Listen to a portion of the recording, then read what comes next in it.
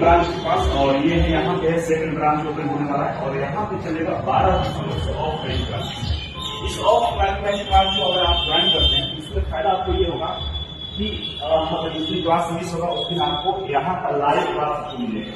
और यहाँ पे जो कंस्ट्रक्शन कार्यक्रम चल रहा है, यहाँ पे सेमिनार होने वाला है 11 दिसंबर को, और 12 दिसंबर से ऑफलाइन और ऑनलाइन दोनों क्लास चलेगा। ये हाइब्रिड क्लासरूम बनाया गया है, मतलब यहाँ से जो बच्चे ऑफलाइन पढ़ाई करेंगे या ऑनलाइन पढ़ाई करेंगे दोनों को सेम कंटेंट मिलेगा। यही से हम लोग पढ़ाएंगे, ये यहाँ मंच है जहाँ से सब लोग पढ़ाना स्टार्ट करेंगे और सेम कंटेंट आपको ऑनलाइन में मिलेगा और ऑफलाइन वाले बच्चों को मिलेगा। 2024 से पहले अगर आप सरकारी नौकरी में चाहते हैं, मतलब डेडिकेटेड है 2024 में हमको सरकारी नौकरी चाहिए लोकसभा चुनाव से पहले, तो आपके लिए इससे बेहतर कुछ भी नहीं हो सकता है। क्योंकि अब जो क्लास चलेगा इसमें हर तरह की चीजें आपको मिलेगा। जैसे सोशल क्लास की बात करें, डाउट क्लास की बात करें, स्टडी मटेरियल की बात